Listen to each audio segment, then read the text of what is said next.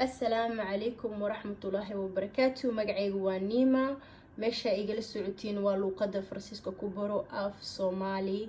قيبت لابد أياسو قلنا يا وكساب سنة عرورة فرانسيسكا ملقاتها مس ملقاتو عرورة فرانسيسكو والقاتها إلهي إنه مكانو عدانكا لقاتها فقيري تاجرة لقاتها إن سوال بيكو إمات أفريكان قفل دافع ملا ديتي إلهي كو إمات أمر الله إلهي نيكوري سا ujeedii meeshaan waxaa ku qoran waa qoladii eed sociaalka oo ilmaha ahayd oo ayagana dacwoonayaan En avril, sidii oo maxaa la hortaro qaybta koowaad waxaan ka hadalnay maxaa la hooyooyinka mudaharaadayaan hooyooyin iyo aabooyinka mudaharaadayaan oo ka soo horjeedo caruurtooda xaq darada lagu qaatay haddana waxaan daawanaynaa caruurta qolada loo geeyay marka dadka caruurta qaadanayaan waxaan la yaabanahay waalidkiina way cabaadayaan ilmaheena rabay dhahaan qoladii oo loo geeyo ka shaqeeya meesha shaqaalayaashana way cabaadayaan waxay leeyihiin dhibaataan heesta haddaan ii turjuma insha allah. Dernier, les travailleurs sociaux profitent d'une manifestation pour crier leur ras-le-bol. horta qoladan oo CGT-gaasi qofka gareen waxa dadka shaqada ah oo ka soo jeedaan shaqaalayaasha way. C'est important d'être là aujourd'hui pour défendre nos conditions de travail et pour naagtan saa ujeediin waxaa ugu qoran waa educatrice oo specialisée oo id social enfant weeye naagtaneetu waa naag 12 sano ka shaqeynaysa shaqadaneetu oo caruurta oo la soo qaatay ka shaqeysan meesha waa dad oo shahaadooyin u haystaan ama master 3 master 4 haystaan iyo master 6 haystaan waxay u haystaan bachelor bay u haystaan défendre tous ces jeunes qui sont en difficulté et pour lesquels on ne donne pas de moyens assez pour travailler correctement. Ariel Daquet est éducatrice spécialisée à l'aide sociale à l'enfance depuis 12 ans. Elle dénonce un bricolage permanent. On dit, cet enfant-là, il y a une place là ce soir dans tel établissement, il peut rester qu'une nuit, après il faut le remettre ailleurs. Je dis non, il faut trouver quand même quelque chose de pérenne, on ne va pas le prendre, le remettre après ailleurs. Enfin, qu'est-ce que c'est que ce travail? C'est des enfants qui ont déjà connu des ruptures importantes. Et nous, institutions, on continue ce système de rupture. Et on ne les protège pas à ce moment-là. Enfin, je trouve qu'on fait un travail... et quand on dit au président du conseil départemental que l'institution est parfois plus maltraitante que les parents, on nous fait « Oh là là, qu'est-ce que vous racontez là ?» Mais si, c'est vrai. naagta waxay tiri yani caruurta markii la keenay tir caruur maaha oo la daryeelayo marba meela loo raadina mar boos habeenba meela la geenaa maalmo meela la geenaa maxay tiri waxaasii dhibaatadaas waxay tiri haddaan ka aamusna ee dhahday maanta macquul maaha bili-aadinimo ee dhahday inaan ka aamusno waa inaan ka hadalnaa mar waxaa jirta xataa ay dhehayso maxaa la cunug boos in loo waayo asaa waxaa naagti waxay isoo sheegtay tiri kolleegayga inuu cunug oo kursiga ku seexday kursiga jiifka cunug yar oo kursi jiif ku jiifanayo subxaanallah iskuris caadi. L'éducatrice se dit aussi... Aujourd'hui, des enfants en danger dans leur famille, dont le signalement a été acté par un juge, restent parfois chez leurs parents. Ce que déplore la secrétaire nationale du syndicat de la magistrature. Depuis au moins 15-20 ans, c'est une catastrophe pour placer les enfants. Alors il y a encore des... naagtan iyadana saa ugu jeedin sekretariyaga oo nationalka weeye iyadana way dacwoonaysaa kuma raacsana caruurtooda in la soo qaato oo dayaxumadan ay ku jiraan. Des départements où il y a peu de délais, voilà, mais la plupart des départements, non seulement il y a des délais qui peuvent aller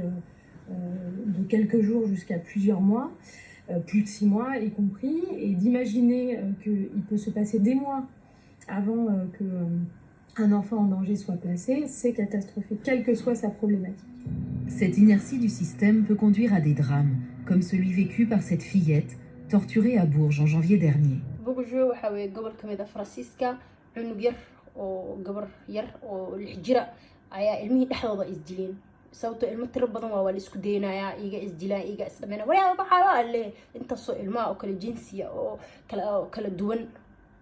way isdilayaan cunugtii waa la dil dhaawac xuna loo geystay isbitaal ay gashay. Hier, une fillette de 6 ans est hospitalisée dans le coma après avoir été battue coma ayay gashay xaalad xun ay gashay par ses proches. Sa mère et par sa proche waxaa la yiraahdaa dadkii markaas maxaa la isla joogan ilmihii. Son compagnon ont été mis en examen pour actes de torture et de barbarie commis de manière habituelle sur un mineur.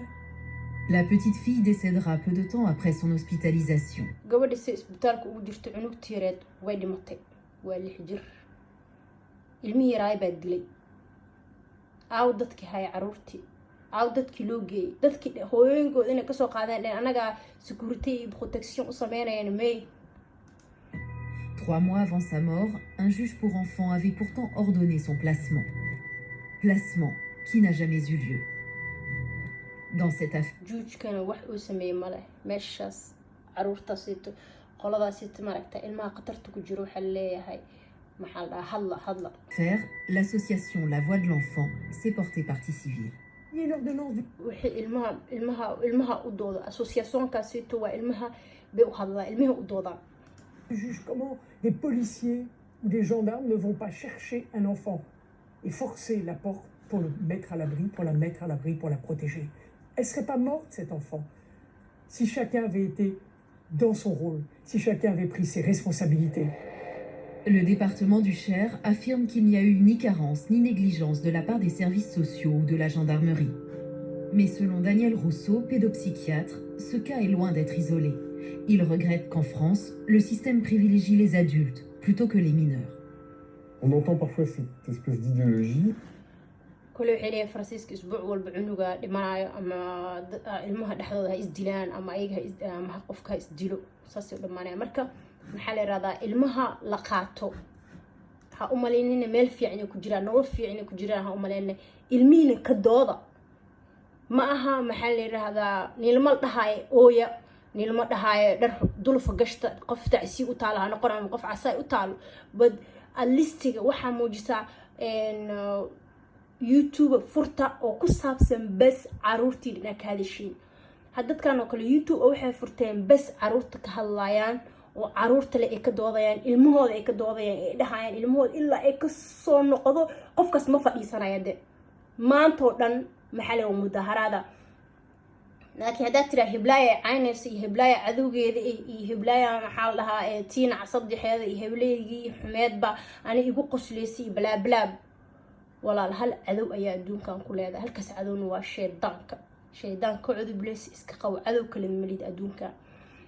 waxa kale inaa ka jiifato maa ilmaada waa inaa ka doodaa waa inaa maxaa la gruubyada Facebook ah isku dartaa hooyooyinka oo sida oo maxaa la ilmaha laga qaato oo sida oo ilmaha hooyooyinka kaasoo kale inaa soo aruurto qof ku situationkaada inaa soo aruurto oo soo dhaweysto oo group isku noqotiin oo la isku keento oo ka doodiin oo ka maxaadareysiin oo maxaa la meel hool isku keentiin inta hooyo oo laga qaato Facebook soo gelisay oo ka ololeysiin oo ka madaharadiin hadda madaxweynaha Soomaaliya marka hore yaa riday shacabaa riday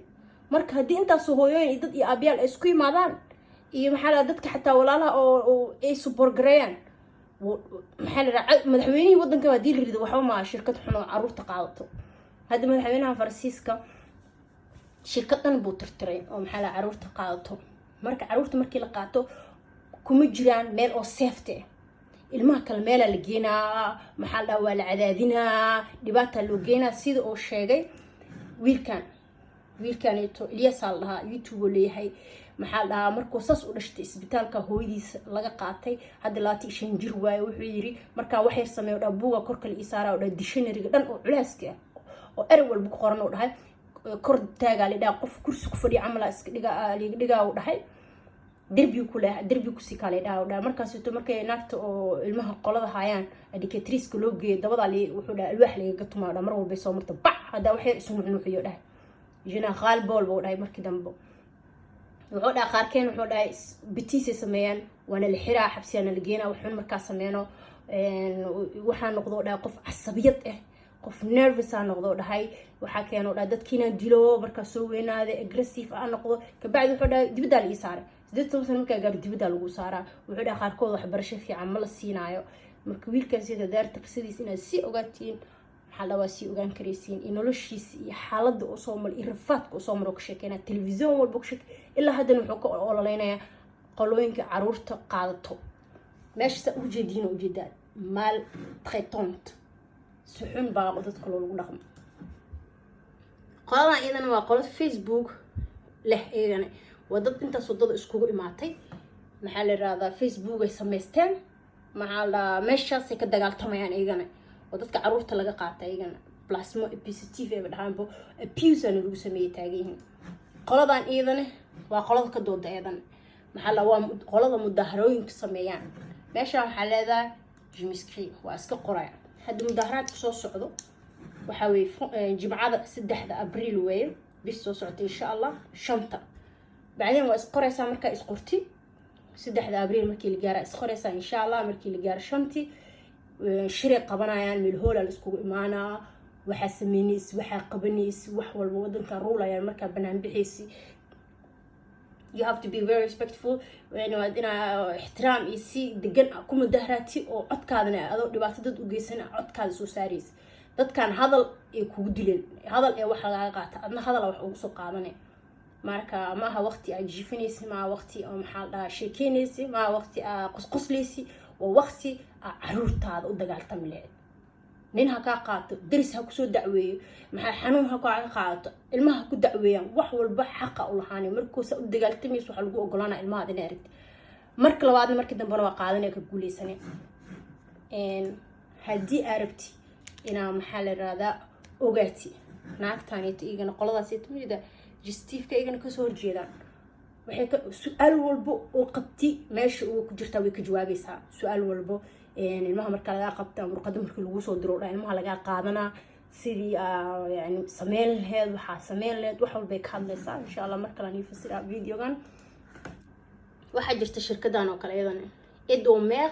oo familiar domicile baa la qoladan waxay kugu imaanayaan guriga kugu caawinayaan hooyada iska tawar daran hooyada xanuunsanaysa waxa been sheegay ma waa kaasito maladie de longue durée situation récupère maxaa la raahdaa financement problème iyo waxa soo dhan hadii ay jiraan absent maragtay waa kaas iyadana il est absent de père hooyo kaligeed hadii ta isolé là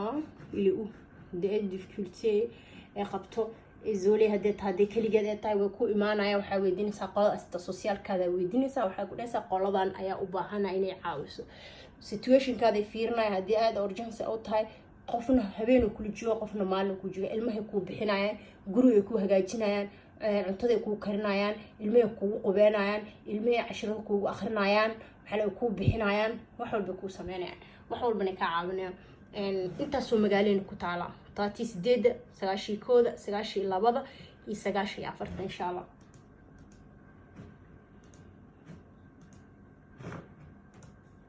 marka waa kaasito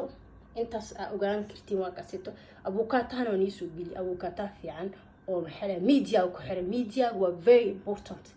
media caalamka waa very important waa kaasito media taagan mar walba oo dagaaltamay cunuga hadda kor la qaatay kuwan saasi u dagaaltamay ayagana oo ka shirkadan ayagana way ka dagaaltamayaan ilmaheena la qaatay leeyihiin ilmaheena ma qaadi kartiin ilmaheena business ka sameeyayna ilaa mujida saasi u dagaaltamay agta xawtaa ka muuqo marka inta ummada oo ilmahooda laga qaatay ilaahay u soo celiyo kuwa hadda laga qaadan rabana ilaahay ka celiyo laakiin waa inaad dagaaltantiin hadal iyo ololo ina ololeysiin waa ina shirkadaha la xiriirtiin waa ina ololeysiin sida ummadaas oo kale u ololeynayso waa ina ololeysaa hadda waad aniitu soo umaleynaa naagta ololeynaysa kaligeed ya way ololeynayaan mudaharaaday sameynayaan laakiin wax dhibaato ma geysanayaan intaas oo noo eegaya insha Allah informationadeena badan. Assalamu alaykum warahmatullahi wabarakatuh.